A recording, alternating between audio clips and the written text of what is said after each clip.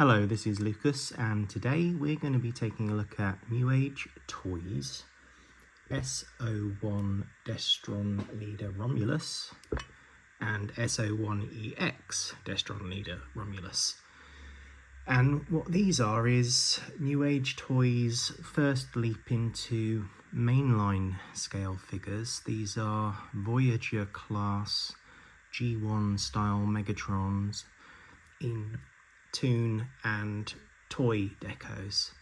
They've recently announced a third version of this one, which they've called Romulus, which is a version of the G1 or pre-G1 Browning Megatron, which was I think it was pre-Transformers, and it's like brown and black.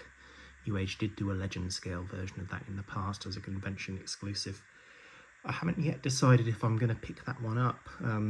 I'm not really sure I need both of these two, let alone a third one, but it does look very cool. So what I'm going to be doing today is just comparing these two versions of Romulus. The third version, if I didn't mention it, is called Remus rather than Romulus, which upset me slightly because I was hoping Remus was going to be Optimus Prime. Speaking of Optimus Prime, I said this is Voyager scale. There's been a bit of fuss about the fact that these do not scale with the Studio Series 86 Optimus Prime. They are not as big as him. Some people, when this came out, thought it was Newage toys sort of having a go at it because the Studio Series 86 Megatron is not going to turn into a gun. These turn into guns. It's going to turn into a tank. So some people thought this was them doing an alternative SS86 Megatron. You can see why people thought it was a Studio Series toy with the packaging. But it's more in scale with the Earthrise Optimus Prime. It doesn't bother me too much. Scale doesn't bother me too much. I don't have a mainline Optimus Prime personally. I do have a copy of the Studio Series Prime in the house. I won't be showing them side by side today because, as I say, they don't scale, and it's in its box. It's a present for my son, so I'm not going to open that. I will do a few comparisons later though, but mainly what I'm going to be comparing today is this one with this one, just so you can see the differences. If you're thinking of picking one of these up, see whether it's for you. I won't be doing an on-camera transformation, but I will be transforming them and showing them in alt mode as well. So you can see the similarities, see the differences. So let's start by taking a look at the accessories that come with each of them. So the S01 Romulus, that's the cartoon style one. It comes with 3 alternate face sculpts. I'll show you the one that's on him first. I can't remember which one came on him out of the box. As you can see, I've already had him out of the box. I've already badged him up. So here's the maniacal laughter Megatron. And he comes with a straight face, shouty face, and a sort of straight, slight smirk face. All really amazingly sculpted, amazingly painted, as you'd expect from Newage. I really like the face sculpts on this figure. I think they're excellent. He comes with a mace with a die-cast metal chain. That, to fit that, you pop the hand out, which is just on a peg, and it pegs in. This is one thing that's slightly disappointing with this figure, but which is going to be an easy fix, which is that although it pegs in, the peg does stand quite proud. I'd rather that it went flush so it sunk right in, so I'm probably gonna, I don't know, chop the peg in half. But you know, it's a well-made clear plastic base. Whilst we've got the hand out, let's have a quick look at that. The hands are not fully articulated, but the thumb hinges up and down. It's got a single point of articulation at the base, which is a hinge. The bottom 3 fingers are fused together. Oh, but they have 2 points of articulation, a base hinge and a knuckle hinge. And the forefinger is independent, again with 2 points of articulation, a base hinge and a knuckle. You don't get alternate hands. Newage toys mostly make legend scale, and they always give you a selection of different hands rather than articulating them, but at this scale they've gone for articulated hands. You also get Megatron's pistol in clear plastic again, like the mace. No pegs to peg the handheld accessories in, as you'd expect from a masterpiece scale. It's just a matter of folding the hands around them, but they hold well enough. And an Energon sword, I guess, which again, no pegs to hold it in. Just curve the hand around and it holds just fine. So that's the S01 Romulus accessories. S01EX, the toy style Megatron, comes with slightly different accessories. He has the same mace, exactly the same. Again, die cast. Again, with a peg that's a bit too long, so I might cut that in half. He comes with a sword. Now, this sword, out of the box, doesn't look like this. If you look at his hip skirt, you'll see it's the swirly grey plastic. This is what the sword is made of. I've painted my one. I've used some Genelite chrome spray paint. I primed it, sprayed it, just because I felt like it should have been a chrome sword. And now it pretty much is a perfect match for the shiny parts on Megatron. But it's well sculpted. It's just a shame that Newage toys in particular are quite well known for good paint on their figures, so it's a shame they don't paint this. But it, again, like the slightly long peg on the mace, it's an easy fix if you have some spray paint. Rather than 3 alternate face plates, you only get 1 alternate face plate on this one, which is the more toy version. And you also get an alternate forehead, front of the helmet. So the one that's in place on here,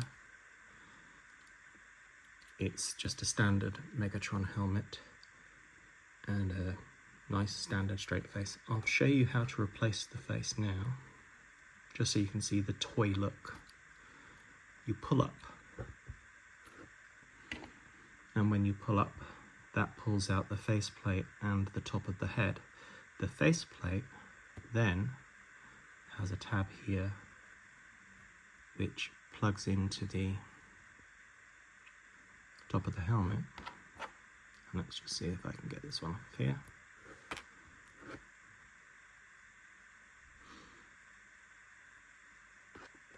So this is the more toy style top of helmet, where you can see. And if I plug this head into here, face rather, into there, and plug this into here, this, I guess, is the more classic look for the classic toy style Megatron. So I'll leave that one on for the rest of the review, so they look a bit more different to one another. Then we'll take a quick look at the figures more close up. Okay, just before I do a sort of point-by-point comparison of the differences, let's take a quick look at articulation.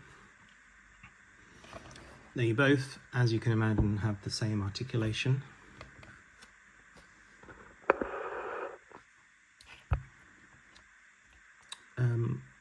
The head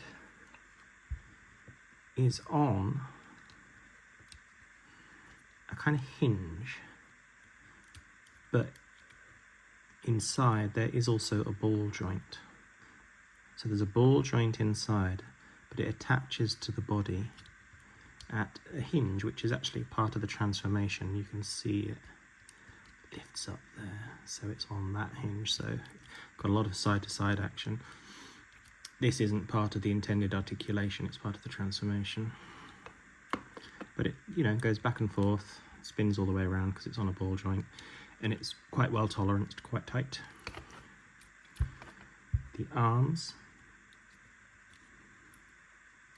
again, it's a hinged joint on a pin, but it's well toleranced, it's quite tight. There is no butterfly. It goes all the way up to there, so more than you'd need. And it rotates. You can see this whole section that's attached to the body rotates. That's on a screw that's holding that in, so if that were to get loose, you could tighten it, but it's well toleranced at the moment. At the elbows, it's double jointed almost all the way, just the sculpt that's stopping it from going completely flat. And again, well toleranced and tight. The hands, as seen earlier, they just peg in, but as a result they have a rotation. They have a swinging out movement at the wrist, so you can put the hand up. I showed you the finger articulation earlier, and again, pretty well toleranced, hold the weapons well, so that's all good. Oh, the arm cannon can come off, can extend. There's no gimmicks here, no transparency, but it holds on well. Oops. It only does peg in on one side, although it does have the slot on this side to peg it in. I don't think it's not deep enough, so if you wanted to put it on the wrong arm, you couldn't. It's only deep enough on that arm to go in. In terms of waist articulation, it has a full 360 spin. It has an ab crunch, it has two ab crunches in fact. It has an ab crunch here. Now this one here, this piece here is on a spring, so if you push that in, you can get the upper ab crunch. And then there's a lower ab crunch with a kind of cover-up section there. It's, oh, I've just knocked my decal off. I'll have to replace that one later. Never mind. Again, fairly well toleranced. Feels slightly loose perhaps on the upper ab crunch, but it's fine. He has side hip skirts, and the legs are attached at these die-cast sort of hinges here. Now, these are slightly loose, not terribly loose, but slightly loose, and they are on, I believe, a pin. Just a sec. Yeah. So if that got too loose, it might be a bit tricky to tighten them, but it works okay. Oh, this entire front hip skirt comes up as well if needs be. Forwards, very tight. Backwards, again, quite tight. Rotation, right at the top here. This joint here is where it's rotating. This, I mean, overall it's quite clean. This is the only part of the figure where perhaps it might be nice if it was slightly cleaner, with the kibble of what will be the trigger for the gun. I guess it's got some, just getting slightly sidetracked here, gaps there where this closes around the hinge, but overall it's very clean. There's very little kibble. So yeah, we've done the upper legs. At the knee, double jointed knee there. See when it opens up. It's got lots of articulation there, very good. Again, very tight tolerances. It's only really the outward movement here that's slightly loose. The ankles, they can tilt forwards, tilt back slightly. Lots and lots of sideways tilt. Die-cast heel there. So overall articulation is very good. More than you might expect from a standard mainline figure. Plenty of movement there, and well tolerance generally overall. So just comparing the two of them now, just to see the differences. One very quick thing just before I do, and again on the point of tolerances, this part of the gun barrel can be pulled out of here. It's looser than I'd like it to be in respect of how well it stays. It does stay in. Look, I can pick up the figure holding it. But sometimes it feels a little loose. I think perhaps maybe it's slightly looser on this version because I don't think this is painted on this version. But again, not the end of the world. So, S01 cartoon version. The main colour throughout seems to be what I believe is a painted grey. Whereas this one has metallic, sort of chrome, not chrome, but metallic finish. And that's the main difference. This guy has sort of pale grey painted faceplates, whereas this one has metallic faceplates.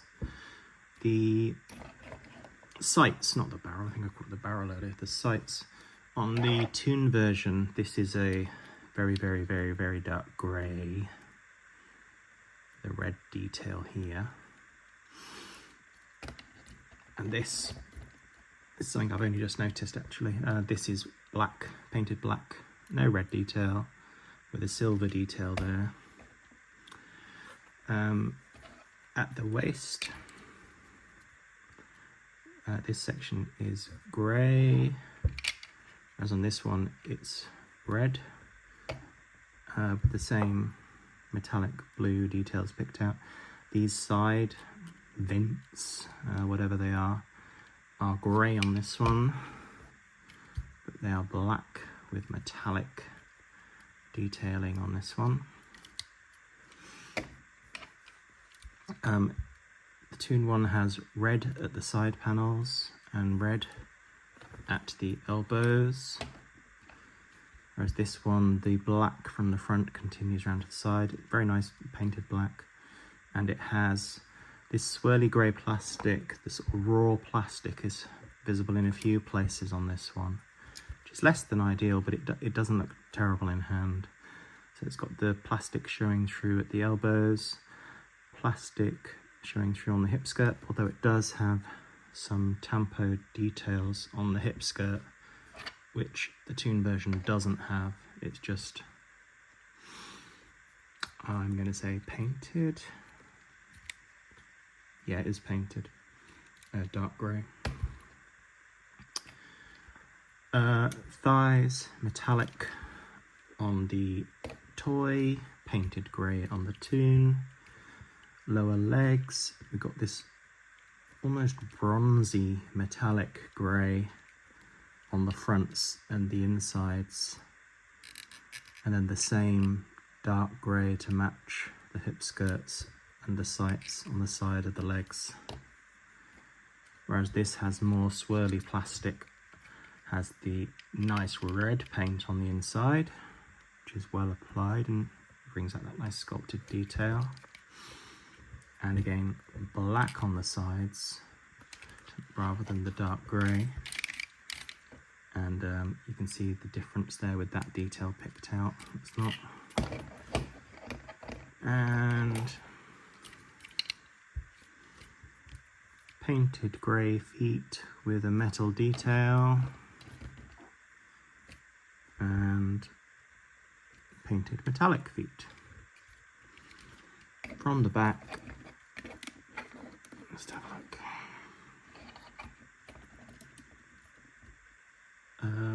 Look a lot more similar from the back.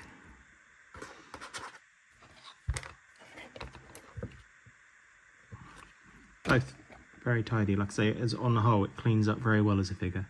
Oh, something I really should look at in more detail is the chest plate. So we've got the sort of flat grey chest plate across here, whereas this one has the classic toon, a toy rather, look with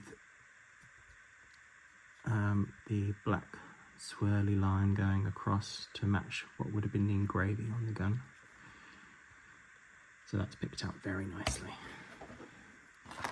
So yeah, a very good toon Megatron, a very good toy Megatron, and I guess whichever one you prefer is going to match the aesthetic of your collection. I don't think I really need both of these, but I think I'm going to end up keeping both of them. I've not yet transformed them, but I suspect I'm going to want to display this one in bot mode and this one in alt mode, because it's probably going to look quite a lot like the G1 toy. So, before we get on to transforming them, not transformation, I say I'm not going to do an on-camera transformation, there are plenty of guides for that. Let's have a quick comparison at some other Voyager scale figures. I missed a bit. Inside the arms, there's actually a really nice bit of extra detail on the toy one with, I think it may be tampos. Just getting some nice toy detail in there, which is very well done. So, there's an extra bit of detail on this guy. For comparisons, we'll just use this guy, the toon version. One point on the subject of his height, which everyone says he's not tall enough. You can, with the feet,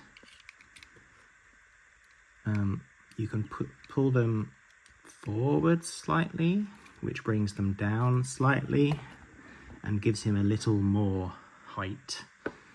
It still doesn't make him scale with Studio Series 86 Prime, but that's just a trick I've seen on one post on social media that someone's realised you can do. In terms of scale, here he is with, I think it's Netflix Soundwave. He's been slightly toy hacked and slightly customised. And here he is with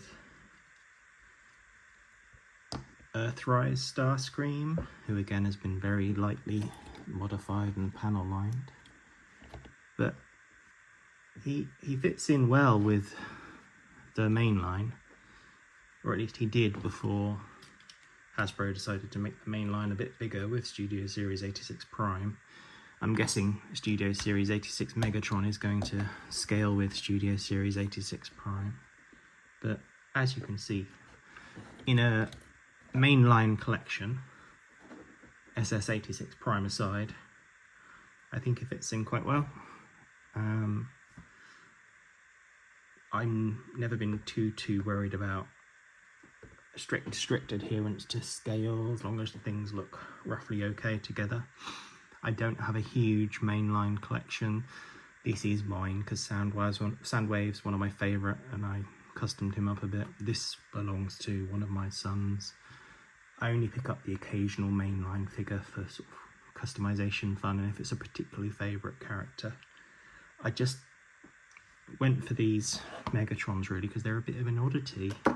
I don't know if it's going to be the start of Newage doing a whole new line, or if they just thought they'd have a crack at Megatron and then got a bit blown out of the water with Hasbro changing the scale. Right, what I'm going to do now is transform both of them and do a quick comparison of them both in the alt mode. Hello, I am back with the alt modes, thanks to Emgo. I'll put a link in the description. He's done just transform it from robot to alt and back again, which he's very good at doing. Like I say, there's plenty of transformation guides out there. I might start doing transformation guides one day, but I'm going to leave it to the experts for now. So yeah, here is Romulus, or Romuluses, in alt modes. Put them back the way they've been through the whole video, which is toon and toy.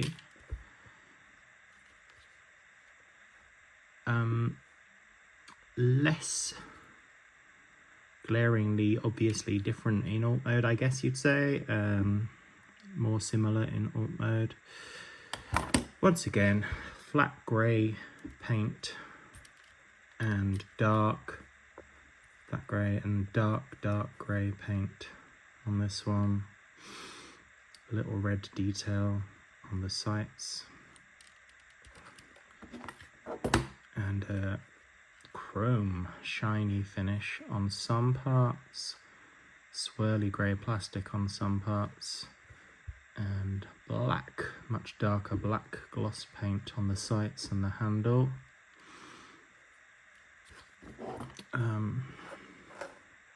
But yeah, it's a very tidy, very good alt mode.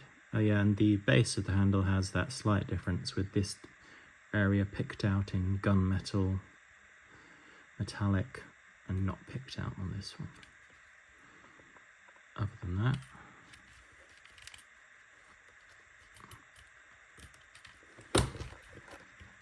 just haven't quite done that bit correctly there. Let's get the tab back in. That was the I don't know what that's called on a gun. The thing at the back. Once again, not fantastic tolerance on the barrel, but it does hold in place. And once again, you can just about hold it up, hold up its own weight. So that's one of the few areas on this where there's a slight concern with the tolerance. And this is where you utilize the expanding sights for the alt mode. There's not a huge amount to report here. The trigger isn't spring loaded or anything, but it does move. I haven't yet badged up the alt modes because today is the first time I've transformed these. Transformation is not terrible. It's doable. It felt like it wasn't going to go together, then at the end it did go together just fine. What's really key to holding it together, if I can just undo it,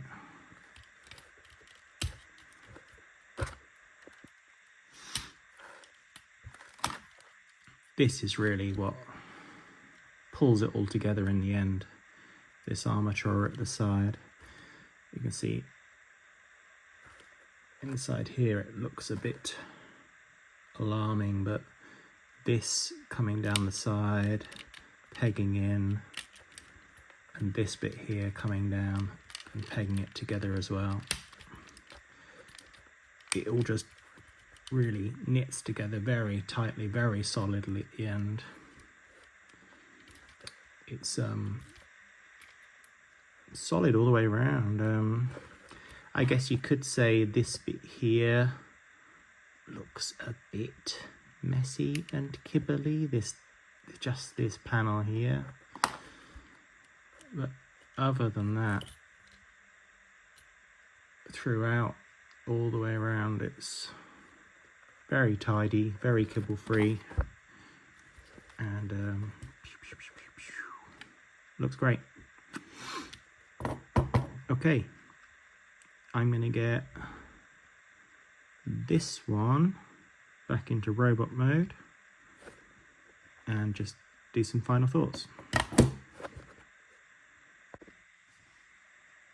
Okay, so here he is back into bot mode for the toon version, still in alt mode for the toy version, and I'll probably keep this one in alt mode if I choose to keep him.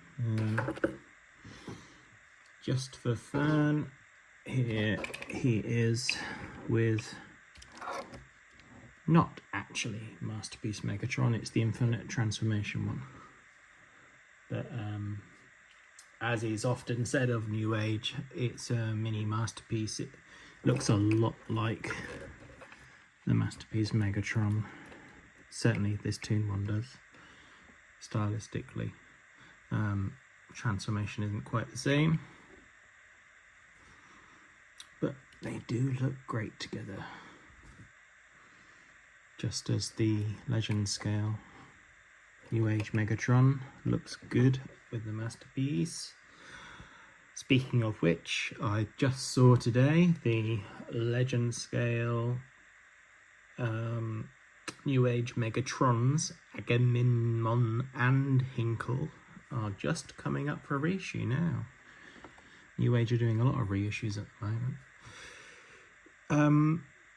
It will be interesting to see if Newage continue with the mainline scale, other than the Browning Megatron they've just revealed. There's not been any others yet.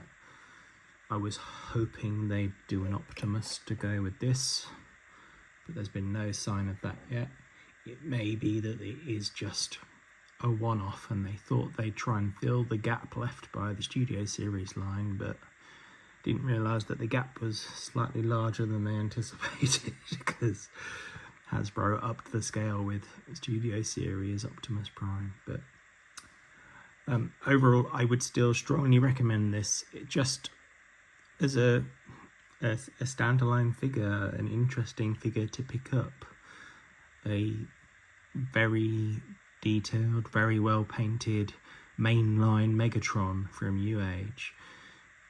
It will fit with your mainline collection, it will fit with your Earthrise Prime pretty much, not with your Studio Series Prime. Transformation isn't too bad. Once again, link to Emgo in the description for that. Paint, fantastic. Tolerance is good. Transformation, not too bad. You've got different options, whether you want toon or toy style. Yeah, it's a recommend from me. It's a great figure. I'm glad I picked it up. I'll probably hang on to both of them, and I'll probably end up getting the Browning one as well, because it looks ace. Even though I've not got any particular strong connection with that version of the character, it'd be nice to have all three. So that's all for today. Hopefully this hasn't gone on too long. Hopefully you found it useful. I'll put links in the description to Emgo's transformation guide for this character. I'm doing a lot, it seems, of comparisons between similar figures. I've done comparisons of various available Jazz figures, Fans Toys and Make Toys. I've done Transform Element Mirage and Fans Toys Mirage. I've done Magic Square Shockwave and Newage Shockwave. So I might make a new playlist on my profile of comparisons of very similar figures, because that seems to be something I'm doing a lot of. But like I say, I hope you find it useful. This is a great figure. It's a fun figure in, whoops, there goes that loose tolerance on the barrel again. It's a great figure in both modes, and well worth picking up. So thanks for watching. I'm Lucas, and hopefully see you again soon.